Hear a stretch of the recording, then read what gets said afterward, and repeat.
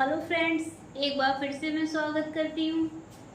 मैं शशि शर्मा आपको लेके आई हूँ यूपी पीजीटी सोशियोलॉजी की रिवीजन क्लासेस, जिसमें मैं आपको समाजशास्त्र के बारे में पूरे विस्तृत तरीके से आपको बता रही हूँ। जिसमें मैंने समाजशास्त्र के बारे में बता दिया, समाज के बारे में बता दिया और हमारा अगला कॉन्सेप्ट था समुदाय, उसके बारे में भी हमने बता दिया। और आज हम उसी का थोड़ा सा रह गया है, उसमें हम एक टॉपिक है हमारा कि सीमावर्ती समुदाय के बारे में हम आज आपको बताएंगे। तो ये है कि सीमावर्ती समुदाय क्या है। Border line community. तो बॉर्डर लाइन कम्युनिटी क्या है कि कुछ ऐसे समुदाय होते हैं जो जिनमें मतलब समुदाय की कुछ ऐसे समुदाय हैं जिनमें समुदाय की कुछ विशेषताएं तो पाई जाती हैं और कुछ नहीं पाई जाती, मतलब थोड़ी विशेषताएं पाई जाती हैं और थोड़ी नहीं पाई जाती हैं। तो उन्हीं को ही हम क्या कहते हैं, सीमावर्ती समुदाय कहते हैं। मतलब थोड़ा सा मतलब थोड़ी सी कुछ आंशिक विशेषताएं पाई जाती हैं और कुछ नहीं पाई जाती हैं। जो पाई जाती हैं तो उनमें हम समुदाय के आधार पर उनका आकलन करते हैं कि समुदाय के जो आधार तत्व हैं क्या वो सटीक बैठ रहे हैं हमारी इन समुदायों पर, सीमावर्ती समुदायों पे। तो ये सीमावर्ती समुदाय में मतलब नहीं आएंगे। जब समुदाय की कुछ बातें इससे सटीक बैठेंगी तो ये सीमावर्ती समुदाय में नहीं आएंगे, तो ये समुदाय के हो जाएंगे। और अगर नहीं बैठेंगी तो ये सीमावर्ती समुदाय के हो जाएंगे। तो उसी के लिए हम आज आपको बता रहे हैं। आइए देखते हैं सीमावर्ती समुदाय, बॉर्डर लाइन कम्युनिटी। तो इसमें ये सीमावर्ती समुदाय की जो अवधारणा दी है वो किसने दी है, मैकआवर और पेज ने। मैकआवर और पेज ने इनके बारे में बताया है सीमावर्ती समुदाय के बारे में। इन्होंने क्या कहा है कि ऐसे समुदाय, सीमावर्ती समुदाय को ऐसे समुदाय कहते हैं कि जिनमें कुछ विशेषताएं समुदाय की होती हैं या फिर आंशिक विशेषताएं होती हैं। आंशिक या थोड़ी बहुत, आंशिक का मतलब होता है थोड़ी बहुत विशेषताएं समुदाय की होती हैं और नहीं होती हैं। तो वो क्या हो जाते हैं, हमारे सीमावर्ती समुदाय हो जाते हैं। तो सीमावर्ती समुदाय में के उदाहरण भी इन्होंने बताए थे। किसने, मैकआवर पेज ने सीमावर्ती के कुछ उदाहरण भी बताए थे। वो उदाहरण है हमारा जाति, जेल, परिवार, पड़ोस, राजनीतिक दल, आर्थिक संगठन, धार्मिक संघ, विद्यार्थी समूह, कर्मचारी संघ और क्लब। तो इनमें इन्होंने क्या बताया कि इनमें कुछ विशेषताएं तो है समुदाय की, बाकी नहीं है। तो ये क्या हो गए, सीमावर्ती समुदाय हो गए। इसी आधार पर इन्होंने, मैकआवर पेज ने कहा कि क्या जाति, अच्छा हम आपको उदाहरण से बताएंगे क्या जाति समुदाय है। हम आपको उदाहरण से बताएंगे क्या जाति समुदाय है। तो सबसे पहले बात आती है कि समुदाय में क्या क्या चीजें जरूरत होती हैं। तो समुदाय में जो जरूरत होती है वो सबसे पहले जरूरत होती है हमारे लिए निश्चित भौगोलिक क्षेत्र की। समुदाय में क्या जरूरत होती है, निश्चित भौगोलिक क्षेत्र की। दूसरी बात हमारे लिए क्या जरूरत होना चाहिए, व्यक्तियों का समूह। समुदाय के लिए क्या जरूरी होना चाहिए, व्यक्तियों का समूह, क्योंकि व्यक्तियों के समूह से ही क्या बनता है, समुदाय का निर्माण होता है। व्यक्तियों का समूह, ठीक है, व्यक्तियों का समूह हमारे लिए दूसरी बात होना चाहिए। और तीसरी बात होनी चाहिए हम की भावना,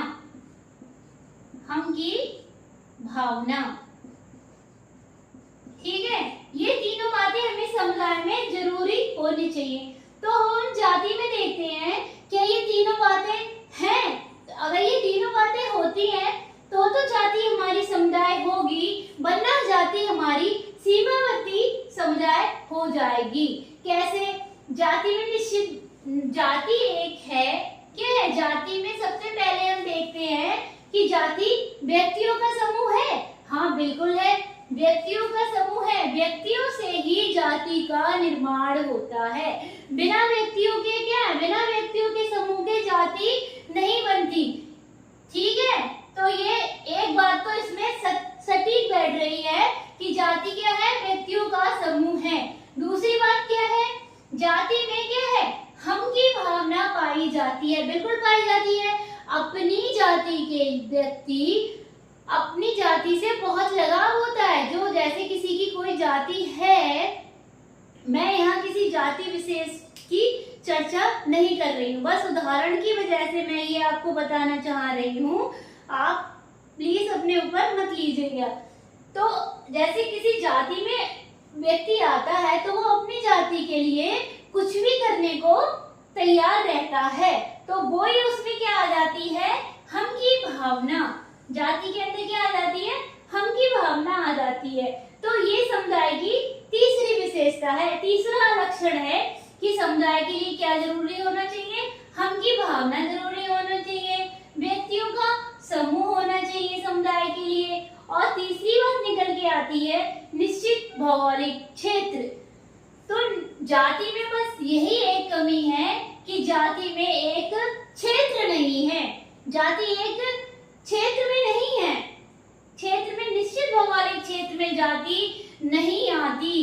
तो इसलिए हम कह सकते हैं ये वाली बात इसमें सटीक नहीं बैठ रही है। तो इसलिए जाति क्या है? समुदाय नहीं है। इसीलिए मैकाइवर ने जाति के लिए मैकाइवर ने जाति को समुदाय नहीं माना। समुदाय नहीं माना है। क्यों नहीं माना है? इसीलिए नहीं माना है कि जो इसमें सबसे पहला लक्षण है समुदाय का, वो ही इसमें नहीं है। बाकी का तो है, हम की भावना भी है, व्यक्तियों का समूह भी है, और क्या नहीं है? निश्चित भौगोलिक क्षेत्र जाति के अंदर नहीं है। इसलिए जाति क्या है? समुदाय नहीं है। तो जाति काय में आ जाती है? जाति हमारी आ जाती है किसमें? सीमावर्ती समुदाय में। जाति किसमें पहुंच जाती है? सीमावर्ती समुदाय में। तो यही कह सकते हैं हम कि ऐसे समुदाय जिसमें कुछ लक्षण तो समुदाय के होते हैं और कुछ नहीं होते हैं, तो इसीलिए उनको क्या कहा गया है? सीमावर्ती समुदाय कहा गया है। अच्छा, अब हम आपको दूसरा उदाहरण बताते हैं। क्या जेल है? क्या जेल समुदाय के अंदर आता है? ये भी उदाहरण हो सकता है। तो फिर से हमने वही बात अप्लाई करेंगे कि समुदाय की कितनी बातें हैं? समुदाय में 3 बातें आती है, 1, 2 और 3। वही निश्चित भौगोलिक क्षेत्र, सबसे पहले क्षेत्र आ जाएगा। दूसरी बात आ जाती है व्यक्तियों का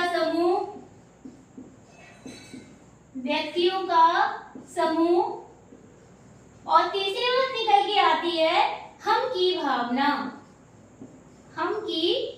भावना, यानी कि बी फीलिंग, कम्युनिटी फीलिंग। तो इसमें क्या है? तो जेल में जैसे किसी व्यक्ति कोई गलत काम करता है या किसी का मर्डर वगैरह का, किडनैपिंग वगैरह कर देता है, तो उसके लिए क्या होती है? जेल होती है।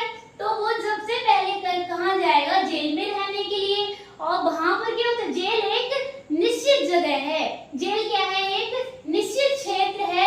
जेल एक भौगोलिक निश्चित क्षेत्र में आता है। तो जेल वही तो बसी हुई है जेल। तो निश्चित भौगोलिक क्षेत्र क्या है? जेल में आता है। तो ये वाला लक्षण हमारा क्षेत्र का जेल पर अप्लाई होता है।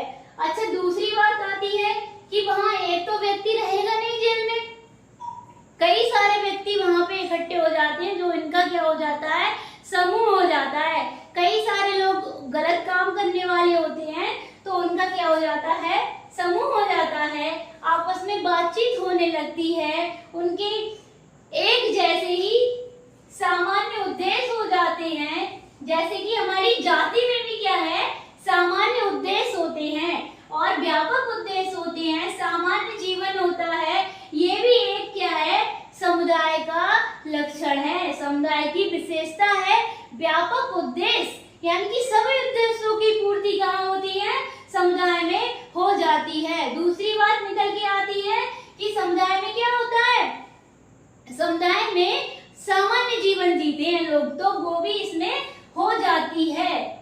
लेकिन बस इसमें क्या है, ये हमारा निश्चित भौगोलिक क्षेत्र जाति में नहीं है। तो इसमें है, जेल के अंदर निश्चित भौगोलिक क्षेत्र है, एक निश्चित जगह में जेल क्या है, बनी हुई होती है। तो ये वाली बात इसमें सटीक बैठती है। और दूसरी बात होती है व्यक्तियों का समूह। तो बहुत सारे व्यक्ति होते हैं जो गलत काम कर देते हैं और जेल में जाकर रहने लगते हैं, तो उनका जीवन सामान्य हो जाता है जेल में और उद्देश्य भी उनके क्या है, सामान्य हो जाते हैं। तो ये क्या है, व्यक्तियों का समूह। ये दूसरी वाली भी इसमें बैठती है, सटीक ये वाली विशेषता भी जेल में सटीक बैठ रही है।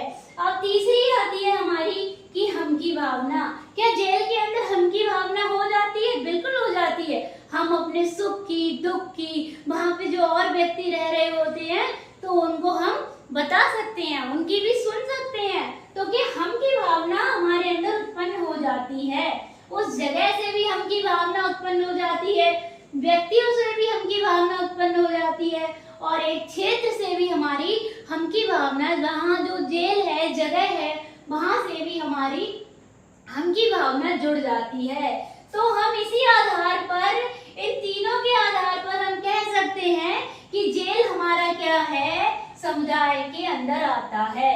क्योंकि समुदाय, जेल में ये तीनों बातें सटीक बैठ रही हैं। तो क्या है, जेल हमारा समुदाय माना गया है, जेल को समुदाय मैकाइवर और पेज ने माना है। अब इसी आधार पे हम कह सकते हैं कि जो सीमावर्ती समुदाय होता है वो ऐसा समुदाय होता है जिसमें समुदाय के कुछ लक्षण आते हैं और कुछ नहीं आते हैं। ये बहुत ज्यादा महत्वपूर्ण टॉपिक है ये आपके लिए, क्योंकि इसमें से ये उदाहरण के बारे में भी पूछा जाता है। ये पूछ लेते हैं कभी कभी, कुछ टॉपिक दे देते हैं वो लोग, तो ये पूछ लेते हैं क्या जाति है सीमावर्ती समुदाय या फिर जेल है, ऐसे। अब देखिए, हम विद्यार्थियों के समूह के बारे में भी बता देते हैं। ये क्या है, विद्यार्थियों का समूह, तो इसे भी सीमावर्ती समुदाय बताया गया है। कैसे, देखिए इसमें क्या है, क्षेत्र, इसमें बस क्षेत्र आ गया और दूसरी बात निकल के आ गई हमारी व्यक्तियों का समूह, व्यक्तियों का समूह, और तीसरी बात निकल के आ गई हम की भावना, हम की भावना। तो हम आपको बता दें कि विद्यार्थी क्या है, स्कूल हमारा, जो स्कूल वाली जगह होती है, स्कूल वाली जगह, वो तो हमारी एक जैसे विद्यालय वगैरह, वो तो हमारे, उसमें तो क्षेत्र की जरूरत है, वो तो एक क्षेत्र में होता है। लेकिन विद्यार्थियों के समूह में ये व्यक्तियों का समूह भी है, क्योंकि छात्राओं का समूह है, ये वाली भी विशेषता इसमें है। हम की भावना भी विद्यार्थियों के अंदर पाई जाती है, ये वाली भी विशेषता इसमें है। लेकिन बस इसमें क्या है, क्षेत्र की कमी है, क्योंकि विद्यार्थियों का समूह है, एक क्षेत्र पे तो रहेगा, लेकिन केवल विद्यार्थियों की समूह की बात की गई है। अगर यहीं पर बात करी जाती विद्यालय की, अगर यहीं पे बात करी जाती विद्यालय की, तो विद्यालय को समुदाय मान लिया जाता। विद्यार्थियों के समूह को सीमावर्ती समूह के अंदर आता है। काय के अंदर आता है, सीमावर्ती समूह के अंदर आता है। ऐसे हम इन तीन आधारों पर हम इन सबको लगा के अपने आप से देख सकते हैं। ठीक है, ये बहुत ज्यादा महत्वपूर्ण टॉपिक मैं आपके लिए लेके आई हूँ, और कल हम लेके आएंगे समाज और समुदाय में अंतर। अगर आपको हमारी वीडियो अच्छी लग रही है तो प्लीज लाइक कीजिए, सब्सक्राइब कीजिए। तब तक के लिए धन्यवाद।